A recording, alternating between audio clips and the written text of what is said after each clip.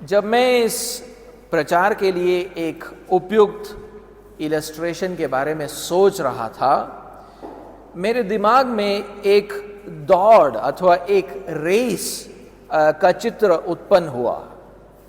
अब मुझे मालूम नहीं कि ये किसी पुराने मूवी की यादें हैं जो मेरे मन में रह गई है या मेरे मन की कल्पना है, लेकिन मैं आपको बताना चाहूंगा कि मैंने क्या देखा मेरे मन में। एक खुला मैदान है और वहां पर कुछ खिलाड़ी तेज दौड़ने की प्रैक्टिस कर रहे हैं। अचानक से उनके पीछे से एक दुबला सा धावक, जो इन खिलाड़ियों में से नहीं था, वो बड़े तेज गति से दौड़ता है और इन खिलाड़ियों को पीछे छोड़ देता है। ये साधारण से दिखने वाला व्यक्ति खिलाड़ियों से तेज कैसे दौड़ पाया? उत्तर स्पष्ट हो जाता है जब हम ये देखते हैं कि इस व्यक्ति के पीछे जो इतना तेज दौड़ा था, एक कुत्ता पड़ा हुआ था, उसीलिए वो इतना तेज गति से दौड़ रहा था। उस व्यक्ति और खिलाड़ियों के बीच में फर्क ये था कि वो व्यक्ति अपना जान बचाने के लिए दौड़ रहा था। हम हर मुमकिन प्रयास करते हैं जब हमें ये एहसास होता है कि कुछ महत्वपूर्ण चीज दांव पर लगा है, तो हम पूरा प्रयास करते हैं। पिछले हफ्ते हमने तीसरे आयत से, यहूदा के तीसरे आयत से हमने ये सीखा था, हमने पढ़ा था कि हमें मसीह विश्वास अर्थात प्रभु यीशु मसीह के शिक्षाओं को सुरक्षित रखने एवं उसे बचाए रखने के लिए हर मुमकिन प्रयास करने की जरूरत है। अब आप में से कुछ लोगों ने वो प्रचार सुना होगा और आप शायद उसको भूल भी गए होंगे, लेकिन आज चौथे आयत में यहूदा हमसे कहता है कि हमें मसीही विश्वास को सुरक्षित रखने एवं उसे बचाए रखने के लिए हर मुमकिन प्रयास करना चाहिए। वो हमें ऐसी झूठी शिक्षा की चेतावनी देता है जिस पर अगर हमने विश्वास कर लिया तो वो हमें अनंत नाश की ओर ले जा सकता है। तो वो हमें आज कारण बताता है कि हमें क्यों हर मुमकिन प्रयास करना चाहे मसीह विश्वास को बनाए रखने के लिए। अब ये एक अच्छा कारण है कि हम सतर्क हो जाएं और यहूदा की बात पर सारा ध्यान लगाएं, क्योंकि हमारा अनंत जीवन दांव पर लगा हुआ है। भले हम चौथे आयत को समझने का प्रयास कर रहे, लेकिन मैं चाहता हूं कि तीसरे और चौथे दोनों आयतों को हम पढ़ें ताकि हम उसको उसके संदर्भ में समझ सकें। तो मैं तीसरे और चौथे आयत को मैं पढ़ूंगा आपके सामने। हे प्रियो, जब मैं तुम्हें उस उद्धार के विषय में लिखने में अत्यंत परिश्रम से प्रयत्न कर रहा था जिसमें हम सब सहभागी हैं, तो मैंने तुम्हें यह समझाना आवश्यक जाना कि उस विश्वास के लिए पूरा यत्न करो जो पवित्र लोगों को एक ही बार सौंपा गया था। क्योंकि कितने ऐसे मनुष्य छुपके से हम में आ मिले हैं जिनके इस दंड का वर्णन पुराने समय में पहले ही से लिखा गया था। ये भक्तिहीन है और हमारे परमेश्वर के अनुग्रह को लुचपन में बदल डालते हैं और हमारे एकमात्र स्वामी और प्रभु यीशु मसीह का इनकार करते हैं। सुना आपने वहां पर वो क्या कह रहा है? चौथे आयत में आपने ध्यान दिया हो तो क्या वहां पर कहता है? तीसरे आयत में यहूदा कहता है कि हमें विश्वास के लिए यत्न करना चाहिए, जिसका मतलब है कि प्रभु यीशु की शिक्षाओं को जो हमें प्रेरितों के द्वारा प्राप्त हुआ, उनको सुरक्षित रखने के लिए और उनको बचाए रखने के लिए हमें हर मुमकिन प्रयास करना चाहिए। अब चौथे आयत में यहूदा कहता है अपने पाठकों से कि वो वहां पर कारण बताता है कि ऐसा हमें क्यों करना चाहिए। वो वहां पर आयत की शुरुआत ये बोलकर करता है कि क्योंकि कुछ मनुष्य छुपके से हम में आ मिले हैं। क्योंकि यहूदा यहां पर इन लोगों का नाम तो नहीं लेता है, बल्कि उन्हें कुछ मनुष्य करके पुकारता है। उसका मतलब यह नहीं है कि ये लोग कलीसिया से छुपे हुए थे। कलीसिया उनके उपस्थिति के बारे में जानता था। शायद वो उन्हें उनके नाम से, उन्हें उनके चेहरे से जानता था, शायद उनके दूसरे प्रकार के ऊपरी दशा से उनको वो जानते थे, लेकिन वो उनके हृदयों के बैर भाव के बारे में नहीं जानते थे। उनके हृदयों में जो छिपे जो बैर भाव थे उनको वो नहीं जानते थे। ये ऐसे लोग थे जो कलीसिया के लिए आत्मिक रूप से खतरनाक थे। उनको कलीसिया में नहीं होना चाहिए था अगर वो अपने पापों से जल्द पश्चाताप ना करे तो। और उसीलिए यहूदा कहता है कि वो छुपके से हम में आ मिले हैं।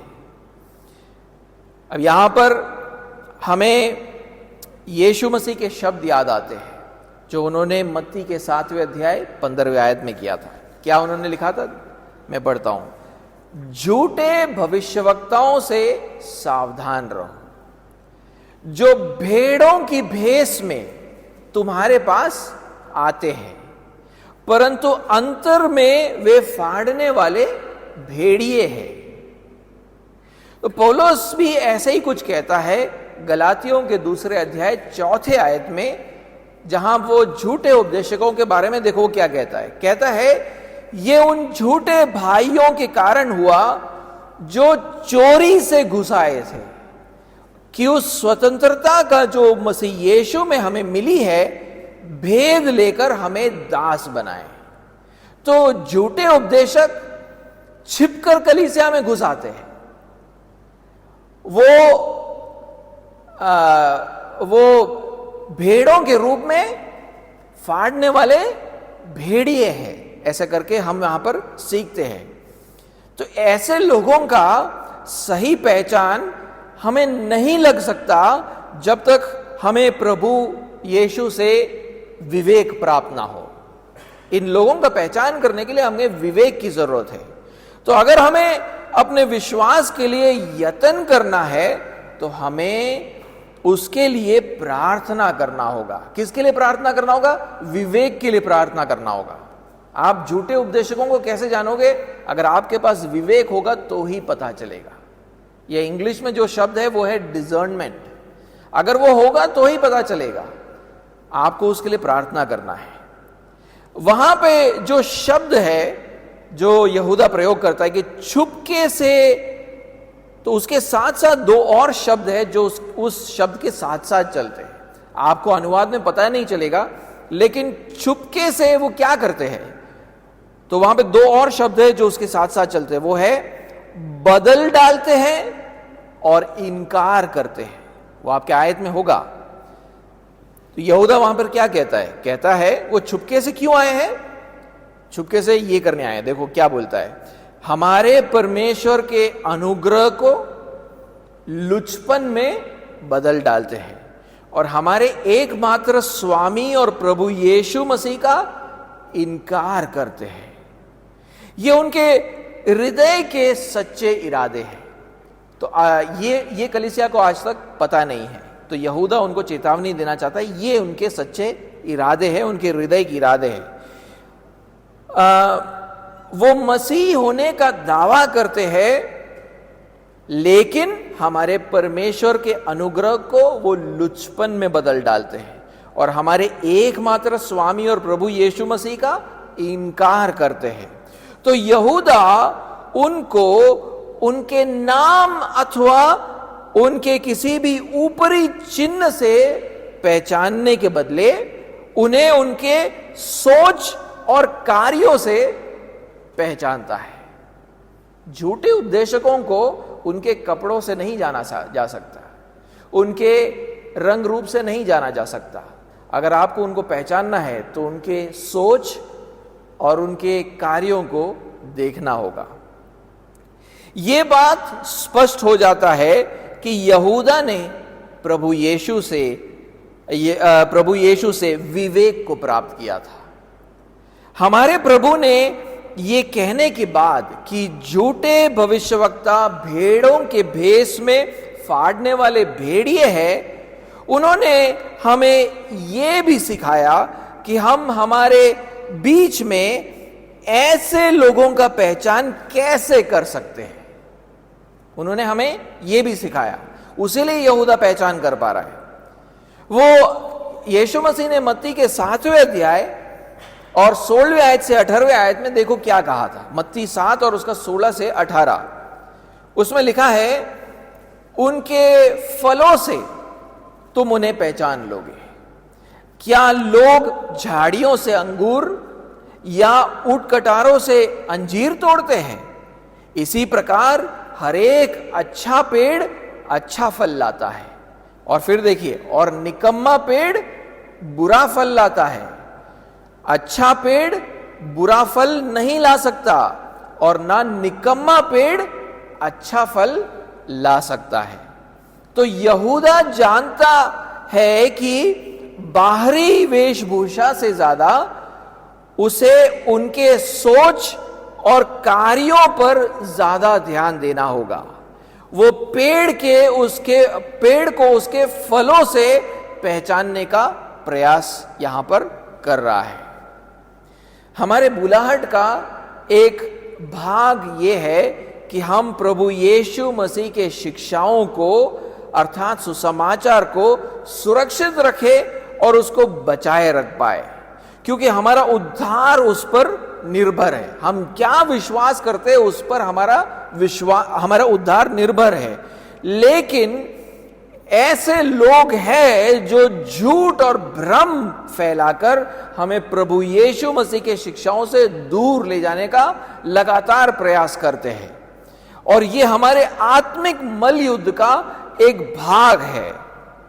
झूठ और भ्रम शैतान की युक्तियां हैं, लेकिन हमें यह समझना होगा कि प्रभु के शिक्षाओं को अर्थात सुसमाचार को सुरक्षा करने के लिए हमें पहले उससे अच्छे से जानना होगा। यानी सुसमाचार को, प्रभु के शिक्षाओं को अच्छे से जानना होगा, तो ही आप उसकी सुरक्षा कर पाओगे, नहीं तो उसकी सुरक्षा आप नहीं कर पाओगे। इसीलिए कोई अचंभे की बात नहीं है कि शैतान के झूठ और भ्रम से बचने के लिए प्रभु हमें जो कवच प्रदान करता है, उसमें आपको याद हो तो क्या क्या बातें लिखी है। एफेसियों के 6वें अध्याय में हमने पढ़ा था शैतान की युक्तियों से, और उसमें युक्तियों में क्या क्या आता है? भ्रम और झूठ, यानी हमें अच्छी शिक्षा से दूर ले जाने का एक प्रयास शैतान करता है, और उससे बचने के लिए यीशु मसीह हमें कवच प्रदान करता है। और उस कवच का भाग क्या क्या है? सत्य का बेल्ट हमने पढ़ा था ना, और सुसमाचार की तैयारी, और आत्मा की तलवार अर्थात परमेश्वर का वचन, ये सारी चीजें शामिल है। यानी कहने का मतलब है वचन से ही आप वचन को सुरक्षित रख पाओगे, वचन से ही आप वचन को सुरक्षित रख पाओगे। प्रभु के शिक्षाओं का ज्ञान बिना, सुसमाचार के ज्ञान के बिना हमें झूठे उपदेशकों के लिए आसान लक्ष्य बन जाते हैं। तो अगर आपको झूठे उपदेशकों से बचना है तो यह अत्यंत जरूरी है कि आप परमेश्वर के वचन को अच्छे से जानो, आप सुसमाचार को अच्छे से जानो। अगर आप नहीं जानोगे तो झूठे उपदेशकों के लिए आप बहुत ही आसान टारगेट बन जाओगे, आप उनके सामने खड़े नहीं रह पाओगे। तो आए हम देखें कि यहूदा कैसे फल पाता है उन लोगों के जीवनों में जो छुपके से कलीसिया में आ मिले हैं। तो मैंने क्या कहा ना, यहूदा कैसे झूठे उपदेशकों को पहचानता है? उनके सोच से या उनके कार्यों से, यानी अर्थात पेड़ को उसके फल से जाना जाता है। तो यानी फल को देखो तो आपको पता चलेगा कि पेड़ कैसा है।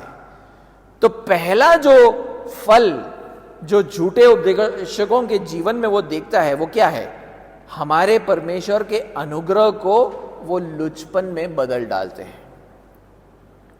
वो जो शब्द है बदल डालना, उसका अर्थ है कि वो परमेश्वर के अनुग्रह के सिद्धांत को ही एक तरह से पलट डालते हैं। परमेश्वर का जो अनुग्रह का जो सिद्धांत है उसी को वो पलट डालते हैं। अगर आपने बाइबल के पन्नों को कभी फेरा है तो आप ये समझोगे कि परमेश्वर का अनुग्रह हमें व्यवस्था के पालन में आगे बढ़ाता है। कहने का मतलब है हमें वचन के आज्ञाकारिता में आगे बढ़ाता है। परमेश्वर का अनुग्रह का उद्देश्य ही यह है कि हम वचन के पालन में आगे बढ़े, आज्ञाकारिता में आगे बढ़े। इसके बदले ये लोग क्या करते हैं? ये लोग परमेश्वर के अनुग्रह,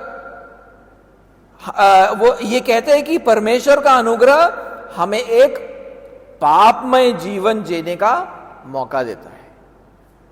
पर कभी आपने सुना है ऐसा? लेकिन ऐसे लोग हैं, परमेश्वर का अनुग्रह है ना तो उसके हम थोड़ा पाप कर लेते तो कोई प्रॉब्लम नहीं है, पाप हम कर सकते थोड़ा बहुत। उसीलिए इंग्लिश में NASB ट्रांसलेशन ऐसा कुछ कहता है हमारे परमेश्वर के अनुग्रह को दुष्टता करने का लाइसेंस बना दिया है ये लोगों ने।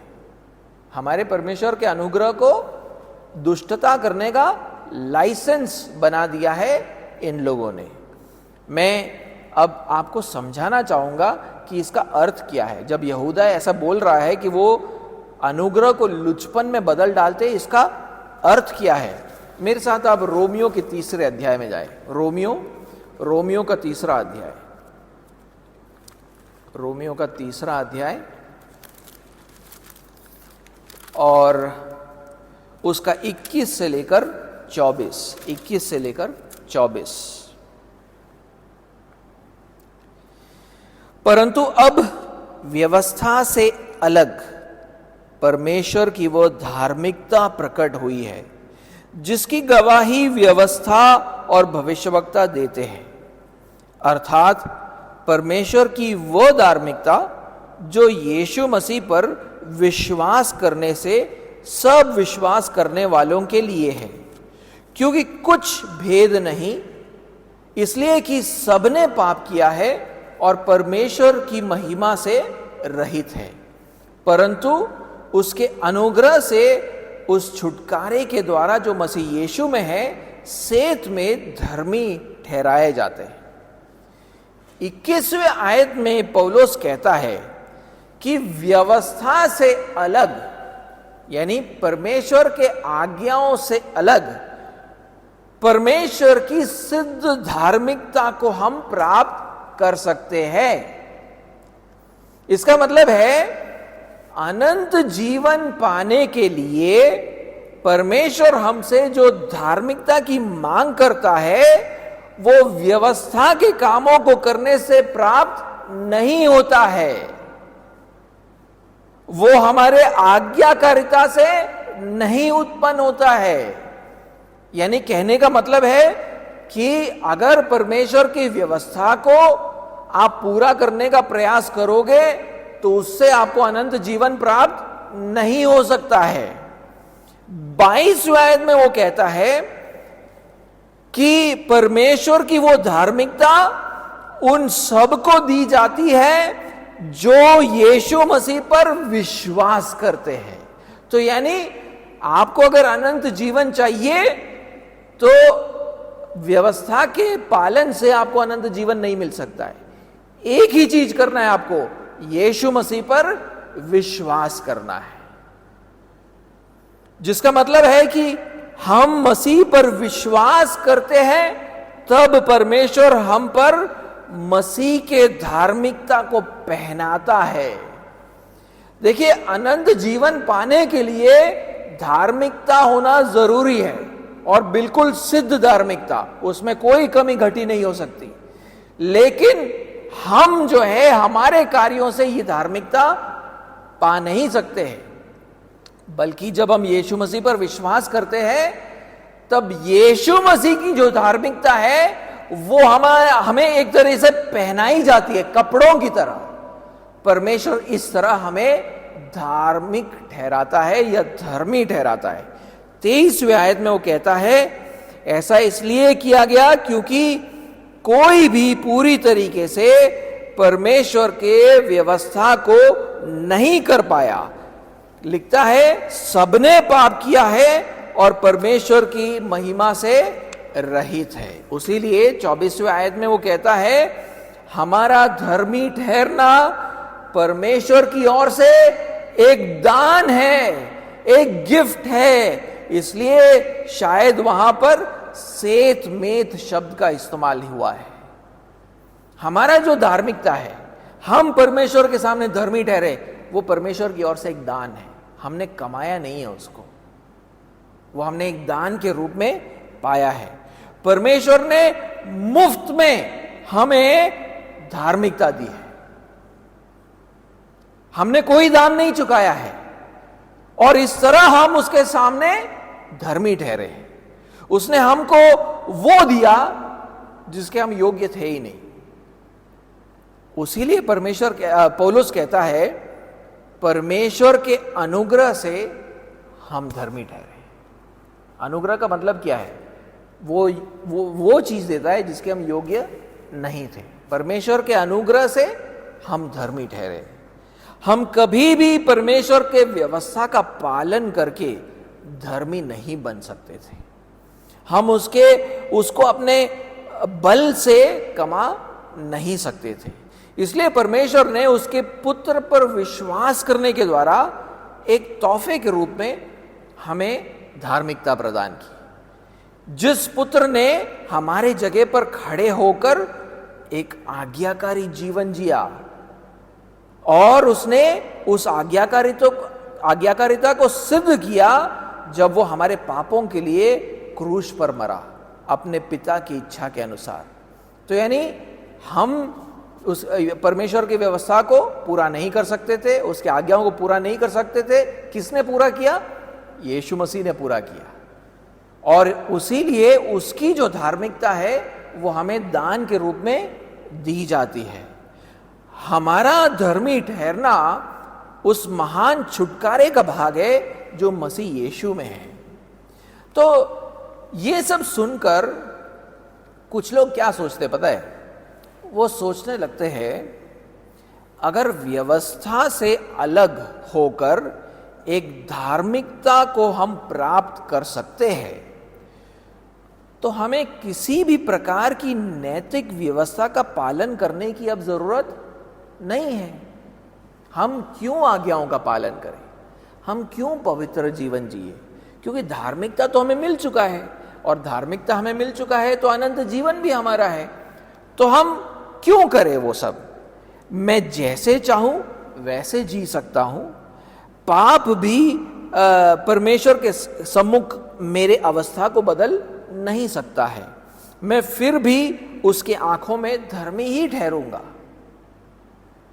समझ रहे हैं आप मेरी बात? लोग सोचते हैं धार्मिकता मुझे मिल चुकी है, धार्मिकता के कारण अनंत जीवन मिल चुका है, तो अब पवित्र जीवन जीने की क्या जरूरत है? ऐसे ही सोचने वाले लोग छुपके से कलीसिया में आ मिले थे, जिसके बारे में यहूदा यहां पर लिखता है। और ऐसे सोच के बारे में लिखते हुए पौलुस रोमियो के 6वें अध्याय और उसके 15वें आयत में कहता है, लिखता है, तो क्या हुआ? क्या हम इसलिए पाप करें कि हम व्यवस्था के अधीन नहीं वरन अनुग्रह के अधीन हैं? तो वो कहना चाहता है कि अगर अनुग्रह से हमें उद्धार प्राप्त हुआ है, हम अनुग्रह के अधीन हैं, तो क्या हम पाप करते रहे? और उसका उत्तर वो खुद वहां पर देता है रोमियो के 6वें अध्याय 15वें आयत में। कहता है कदापि नहीं, क्योंकि परमेश्वर के अनुग्रह का उद्देश्य ही ये था कि हम अब धार्मिकता का जीवन जिए। तो यीशु मसीह की धार्मिकता में पहनाई गई, उसके द्वारा हमें उद्धार प्राप्त हो गया, लेकिन उसका मतलब यह नहीं है कि अब धार्मिकता का ये चौगा पहनकर हम सारा पाप करते रहे। नहीं, अब हमें हमारे प्रभु यीशु की तरह बनते जाना है। उसीलिए वो वहां पर विश्वासियों से रोमियो के 6वें अध्याय 17वें आयत में कहता है, परंतु परमेश्वर का धन्यवाद हो कि तुम जो पाप के दास थे अब मन से उस उपदेश के मानने वाले हो गए जिसके सांचे में ढाले गए थे, और पाप से छुड़ाए जाकर धार्मिकता के दास हो गए। वो पहले वहां पर परमेश्वर को धन्यवाद देता है। क्यों धन्यवाद देता है पता है? क्योंकि परमेश्वर ने अपने अनुग्रह से ऐसे लोगों को जो पहले पाप के दासत्व में थे, उनको ऐसा लोग बनाया जो अब प्रभु यीशु मसीह के उपदेशों पर चलते हैं। अब वो पाप के दास नहीं रहे, बल्कि वो धार्मिकता के दास बन गए हैं। लेकिन जिन लोगों ने छुपके से कलीसिया में प्रवेश किया था, जिनके बारे में यहूदा लिखता है, वो लोग परमेश्वर के अनुग्रह के बारे में ऐसी सोच नहीं रखते थे। वो ये सोचते थे कि परमेश्वर के अनुग्रह के कारण हम अब एक पापमय जीवन जारी रख सकते हैं। बल्कि ये लोग एक विकृत लैंगिक व्यवहार को दर्शाने के स्वतंत्र का प्रचार करते थे। इसलिए वहां पर लुचपन शब्द का प्रयोग हुआ है। इट इज ए सेक्सुअल सिन जो वो लोग वहां पर करते थे। वो ये सोचने लगे कि मसीह की व्यवस्था की जरूरत नहीं, क्योंकि परमेश्वर के अनुग्रह ने उन्हें धर्मी ठहराया है और उन्हें उद्धार प्रदान किया है। लेकिन हम जानते हैं कि उनकी ये सोच मसीह यीशु के शिक्षाओं से बिल्कुल मेल नहीं खाती है, जिसको हमने प्रेरितों के द्वारा प्राप्त किया है। कुछ साल पहले हमारे कलीसिया में एक आदमी आता था जिसको रिफॉर्मेशन से उत्पन्न होने वाले थियोलॉजी बहुत पसंद था। रिफॉर्मेशन का थियोलॉजी बहुत पसंद था। अक्सर वो जो है जो सोलास ऑफ रिफॉर्मेशन जो बोलते हैं, उसको वो बार बार जो है अपने सोशल मीडिया पे डालता रहता था। बेसिकली उसके अंदर क्या कहा जाता है, उन सोलास के अंदर, या जो थियोलॉजी उसके अंदर क्या कहा जाता है? उसके अंदर कहा जाता है कि हम परमेश्वर के सम्मुख धर्मी ठहरे हैं सिर्फ उसके अनुग्रह से, सिर्फ मसीह के बलिदान के आधार पर, और सिर्फ विश्वास के माध्यम से। और वो ये जो पोस्ट है वो व्हाट्सएप पर, फेसबुक पर, इंस्टाग्राम पर डालता रहता था। लेकिन समय के जाते जाते मैंने ये देखा कि मसीह पवित्रता में वो ज्यादा विश्वास नहीं करता था। मसीह पवित्रता में वो ज्यादा विश्वास नहीं करता था। वो जब दूसरों से बात करता था तब वो ये आभास देता था कि पवित्रता में बढ़ना लगभग नामुमकिन है। लोगों से कहता था, देखो पवित्रता में बढ़ना बहुत मुश्किल काम है, लगभग नामुमकिन है। शायद ये उसके जीवन का सत्य था। शायद पवित्रता में वो बढ़ नहीं रहा था। और उसके जीवन में मैंने कुछ ऐसे ऐसे रेड फ्लैग्स देखे थे जो इस बात की पुष्टि भी करते हैं। जब मैंने उसको उस विषय पर टोका या उससे पूछा, तो उस दिन के बाद वो कभी कलीसिया में वापस आया ही नहीं। ये एक ऐसा व्यक्ति है जो परमेश्वर के सम्मुख हमारे धर्मी ठहरने की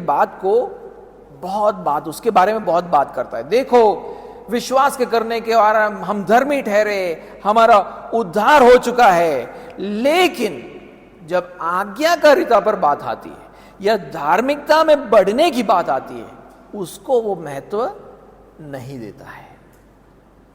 झूठे उपदेशक ऐसे ही जटिल तरीके से हमारे परमेश्वर के अनुग्रह को अधर्म में बदल डालते हैं। धीरे धीरे करके वो नाश करने वाले इस पाखंड को पूरी कलीसिया में फैला देते हैं। सबको जाकर ये सिखाते हैं, देखो हमारा तो उद्धार हो चुका है, अब पवित्र जीवन जीने की क्या जरूरत है। और पूरी कलीसिया फिर उस पर विश्वास करने लगती है, क्योंकि हम विश्वास और पूरा जो कलीसिया है वो ये विश्वास करने लगता है कि क्योंकि हम विश्वास करने के द्वारा धर्मी ठहरे हैं, इधर उधर हम थोड़ा पाप कर ले तो चलेगा, उद्धार तो मिल ही चुका है ना, अब थोड़ा पाप कर लिया तो क्या समस्या। एक व्यवस्थाहीन जीवन जीते हैं ऐसे लोग। और व्यवस्थाहीन जीवन एक फिसलता हुआ ढाल के समान है। वो एक बार शुरू हुआ तो आप गिरते जाते हो, गिरते जाते हो, गिरते जाते हो। आप उसमें से फिर उभर कर वापस आना बहुत मुश्किल है। वो आटे में खमीर जैसा फैल जाता है। ये जो सोच है वो आटे में खमीर जैसा फैल जाता है। वैसे ही कलीसिया में पाप फैलने लगते हैं। जब ऐसे लोग कलीसिया में बढ़ जाते हैं जो कहते हैं उद्धार तो हो चुका है, अब हम जैसे चाहिए हम जी सकते हैं, तो क्या होगा, पूरी कलीसिया ऐसी हो जाएगी। धीरे धीरे करके उनको पवित्रता से कोई लेना देना नहीं है। उनको उद्धार मिल चुका है ना, अब वो जिस तरह जीना चाहते हैं उस तरह जीना शुरू कर दें। आखिर में क्या होगा, कलीसिया के कारण मसीह का नाम पर दोष लगेगा। दुनिया पूछने लगेगी क्या मसीह यीशु ऐसे व्यवस्थाहीन, ऐसे पापी लोगों को उत्पन्न करने के लिए उसने अपनी जान दी? क्या वो ऐसे लोगों को उत्पन्न करने के लिए मरा क्रूस के ऊपर? तो दोष किसके ऊपर लगता है? यीशु मसीह के ऊपर लगता है। जब हमारा जीवन पाप से भरा हुआ होता है, जब हम कहते हैं कि हम तो मसीह हैं लेकिन हम पाप करते जाते, पाप करते जाते, लोग पूछते थे अच्छा मसीह यीशु ने तुम्हारे लिए ये किया, उसके लिए मरा था, कि उसके मरकर और उसके मरने के कारण तुम्हारा जीवन आज भी ऐसा ही है, तो मसीह यीशु का नाम खराब होता है। झूठे उपदेशकों के जीवन में एक दूसरा फल यहूदा फिर देखता है। तो पहला तो यह है कि वो परमेश्वर के अनुग्रह को लुचपन में बदल डालते हैं, यानी परमेश्वर का अनुग्रह एक बहाना बना लेते हैं पाप करने के लिए। दूसरा जो फल देखते हैं वो ये है कि वो हमारे एकमात्र स्वामी और प्रभु यीशु मसीह का इनकार करते हैं। इनकार करने का मतलब क्या है? इनकार करने का मतलब है यीशु मसीह को त्यागना। जब वो लोग एक व्यवस्थाहीन जीवन का प्रचार करते हैं तब वो ये मानना बंद करते हैं कि यीशु मसीह उनका स्वामी और प्रभु है। क्योंकि अगर हम ये विश्वास करेंगे कि वो हमारे स्वामी और प्रभु है तो हम उसके आज्ञाओं का पालन भी करेंगे। उदाहरण के लिए लूका के 6वें अध्याय और उसके 46वें आयत में, लूका 6वां अध्याय 46वें आयत में यीशु मसीह ऐसा पूछता है, जब तुम मेरा कहना नहीं मानते तो क्यों मुझे हे प्रभु कहते हो? फिर से कहूंगा, जब तुम मेरा कहना नहीं मानते तो क्यों मुझे हे प्रभु कहते हो? तात्पर्य यह है कि अगर आप यीशु मसीह को अपना प्रभु मानते हो तो आपको उसका कहना भी मानना पड़ेगा, उसके आज्ञाओं पर चलना भी पड़ेगा। उसीलिए उसने हमें उसकी व्यवस्था दी है, उसकी आज्ञाओं को दिया है। गलातियों के 6वें अध्याय 2 आयत में लिखा है, तुम एक दूसरे का भार उठाओ और इस प्रकार मसीह की व्यवस्था को पूरा करो, ये पूरी करो। इसके बदले अगर हम उसके व्यवस्था को ना माने और एक पापमय जीवन जिए तो हम इनकार करते हैं कि वो हमारा प्रभु और स्वामी है। और ऐसा करना सुसमाचार के मूल पर आघात करना है। देखिए, आप जब पापमय जीवन जीते हो तो इसका मतलब है कि आप ये मानते नहीं हो कि प्रभु यीशु आपका प्रभु है। अगर आप ये मानते तो आप आज्ञाओं पर चलते। लेकिन जब इस तरह जब उसको बोला जाता है कि अगर आप यही नहीं मानते कि प्रभु यीशु मसीह आपका प्रभु है, उसका मतलब क्या है? उसका मतलब है आपने सुसमाचार को त्याग दिया है। आपने सुसमाचार को त्याग दिया है। अगर आप ये विश्वास नहीं करते कि यीशु आपका प्रभु है, तो आपका उद्धार हुआ ही नहीं है। उसीलिए अक्सर हम लोगों के जीवनों में पाप को देखकर हमें संदेह होता है कि सच में इसका उद्धार हुआ है या नहीं हुआ है। क्योंकि पवित्रता में बढ़ते हुए लोगों को देखकर हम बोल सकते हैं कि हाँ, इसका उद्धार हुआ है। पापमय जीवन जीने वालों को देखकर हम बोल ही नहीं सकते कि उनका उद्धार हुआ है, क्योंकि उनका पाप इस बात को दिखाता है कि वो यीशु मसीह के वचन पर नहीं चल रहे हैं। जब मसीह लोग जब पाप करते हैं तो वो दुखी होते हैं, क्योंकि वो समझते हैं कि उन्होंने प्रभु यीशु के बातों को उन्होंने नहीं माना है। वो अपने पापों का अंगीकार करते हैं और बेहतर बनने के लिए परमेश्वर से अनुग्रह की मांग करते हैं। प्रभु यीशु के आज्ञाओं को मानने के लिए हर मुमकिन वो प्रयास करते हैं, लेकिन ऐसा हो सकता है कि वो फिर से विफल हो। ऐसा होता है ना हमसे। हम दुखी भी होते हैं, हम पापों के अंगीकार भी करते हैं और हम परमेश्वर से अनुग्रह चाहते हैं कि हम इससे बेहतर करें, लेकिन कुछ दिनों के बाद वही पाप फिर से हो जाता है ना। तो ऐसा होता है। और फिर वो लोग क्या करते हैं? फिर हम लोग क्या करते हैं? हम फिर से परमेश्वर से क्षमा मांगते, पापों का अंगीकार करते हैं और फिर से प्रयास करते हैं कि एक पवित्र जीवन जिए। पवित्रता में उनकी प्रगति धीरे धीरे होती है, बिल्कुल धीरे। कुछ मसीहों की धीरे धीरे करके प्रगति होती है। भले ये एक आदर्श नहीं है, फिर भी ये गैर मसीह नहीं है। ये मसीह लोग हैं जिनके जीवन में पवित्रता में बढ़ना बहुत धीरे धीरे धीरे धीरे करके हो रहा है। बाइबल लिखने वाले ये अंगीकार करते हैं कि बहुत सारे मसीहों का जीवन गैर मसीहों के जीवन की तरह है, क्योंकि वो एक नए मनुष्य तो बन चुके हैं, लेकिन अक्सर वो पुराने मनुष्य के व्यवहार को फिर से पहन लेते हैं। तो उसका मतलब ये नहीं है कि वो मसीह नहीं है।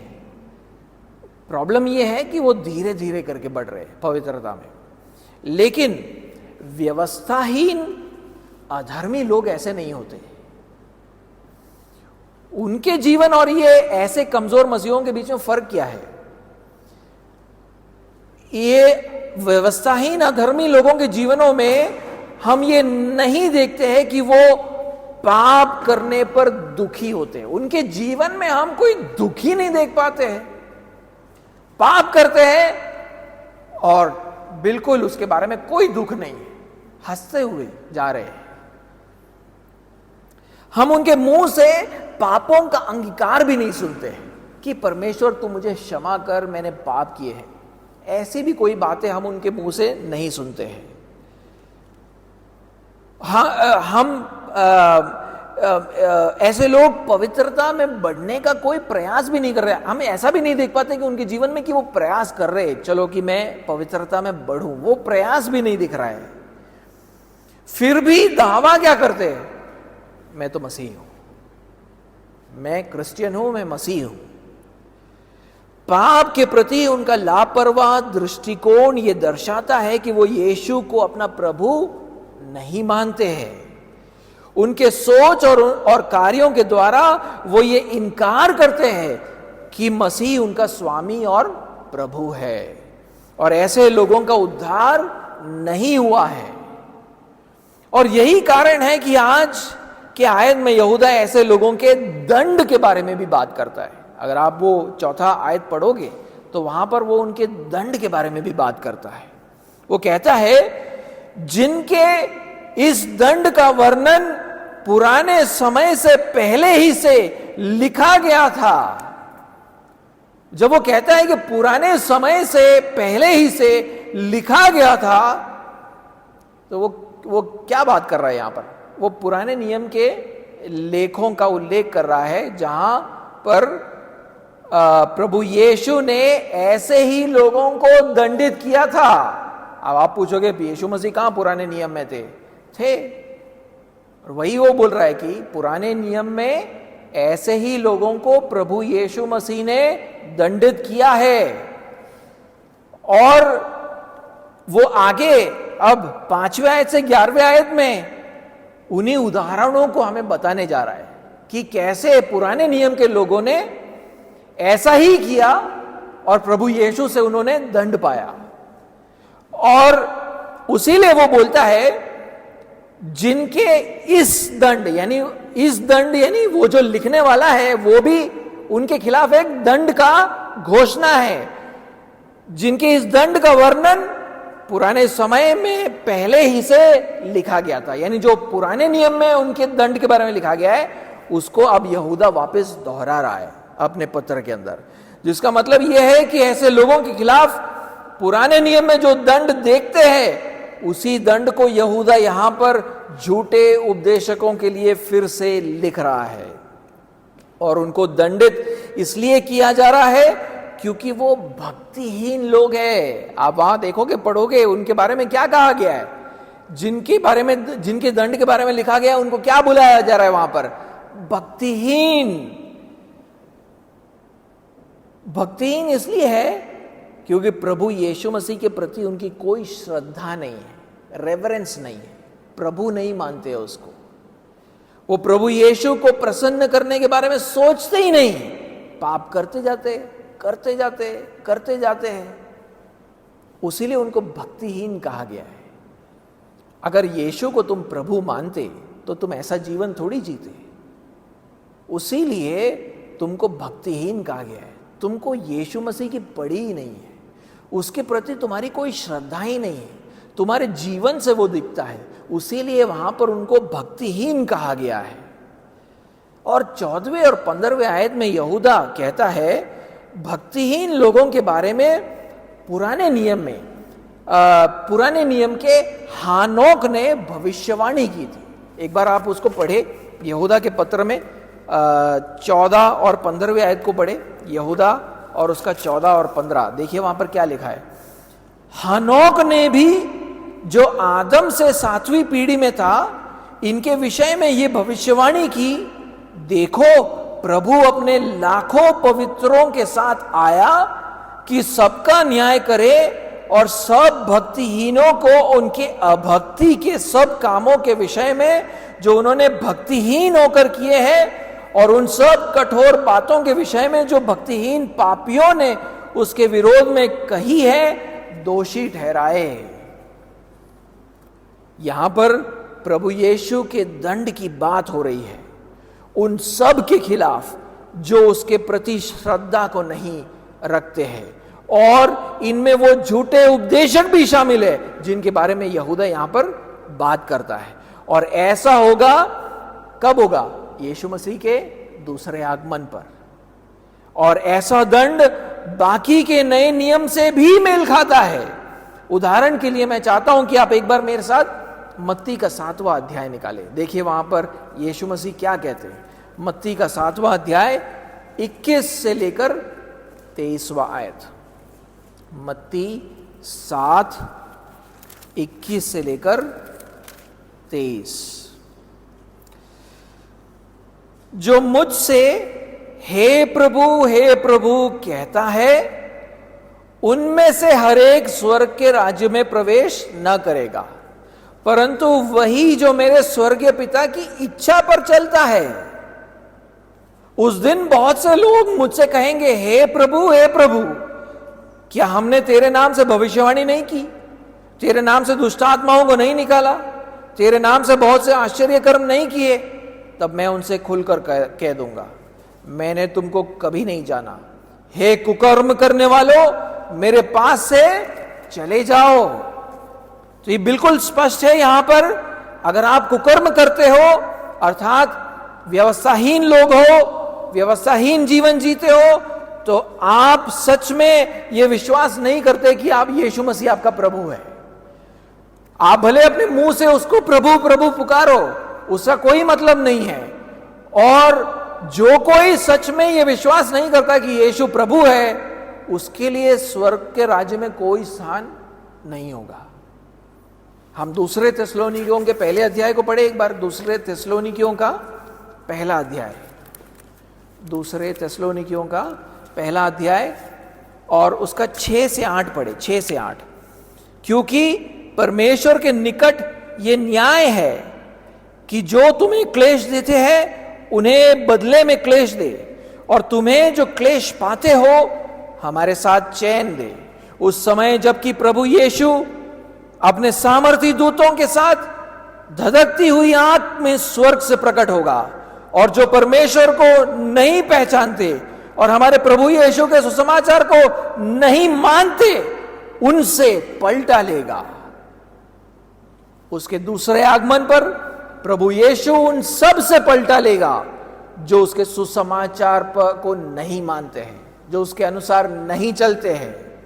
एक और खंड को मैं पढ़ूंगा, इब्रानियों का 10वां अध्याय, इब्रानियों का 10वां अध्याय और उसका 26 से लेकर 29।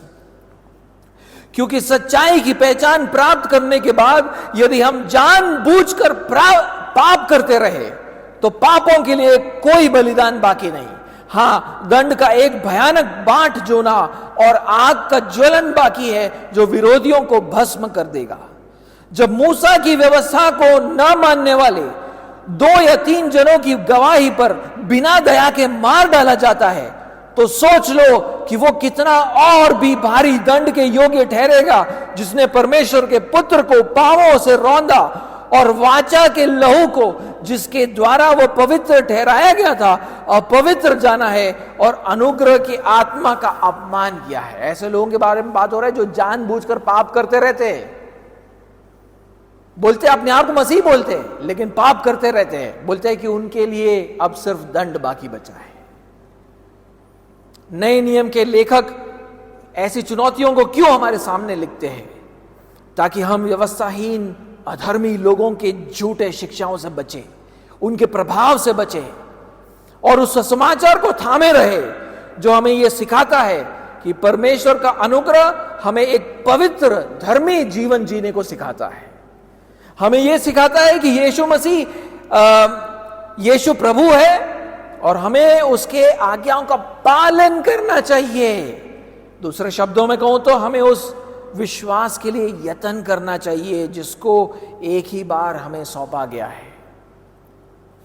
कलीसिया में व्यवस्थाहीन अधर्मी लोग होते हैं। जी हां, कलीसिया में अधर्मी व्यवस्थाहीन लोग होते हैं।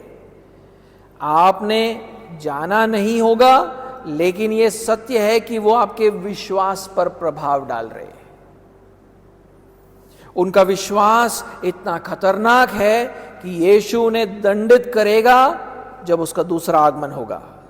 और अगर आप उनके विश्वास में बह गए तो आप भी वही दंड पाओगे। और अगर आपका दंड भी वही होगा। इसलिए आप चारों ओर, आपके चारों ओर जो मसीह लोग रहते हैं, जो ये दावा करते हैं कि हम मसीह हैं, उनके जीवनों को एक बार आप ध्यान से देखना। भले वो अपने गहरे मित्र हो, आपके घर में रहने वाले लोग हो, रिश्तेदार हो, जो भी हो, जो लोग ये दावा करते हैं कि हम मसीह हैं, उनके जीवन को आप एक बार ध्यान से परखिएगा। क्या क्या चीजें देखनी है उनके जीवन में? क्या आप उनको कभी भी पाप करके दुखी होते हुए देखते हो? क्या आप देखते हो कि वो पापों के अंगीकार की प्रार्थना करते हैं, परमेश्वर से कहते हैं परमेश्वर क्षमा कर दो मुझे, मैंने पाप किया है? क्या आप देखते हो कि वो पवित्र जीवन जीने के लिए हर मुमकिन प्रयास को कर रहे हैं? बाइबल पढ़ने का प्रयास कर रहे हैं, प्रार्थना करने का प्रयास कर रहे हैं, संगति में जाने का प्रयास कर रहे हैं। अगर आप इन सब चीजों को नहीं देख पा रहे हो ना उनके जीवन में, तो आपको समझना होगा कि ये भक्तिहीन है जो मसीह को प्रभु और स्वामी नहीं समझता है। आपको ये भी समझना होगा कि आप एक युद्ध में भाग ले रहे हो और सुसमाचार को सुरक्षित रखने और उससे बचाए रखने के लिए आपको लड़ना होगा, अपने लिए और आपके चारों ओर जितने लोग रहते हैं उनके लिए भी आपको लड़ना होगा। नहीं तो ऐसे भक्तिहीन लोग हम सब को उसी दंड में ले जाएंगे जिस दंड में वो खुद जा रहे हैं। इसलिए ऐसे लोगों से आप बचे, सुरक्षित रहे और अपने विश्वास को बनाए रहे।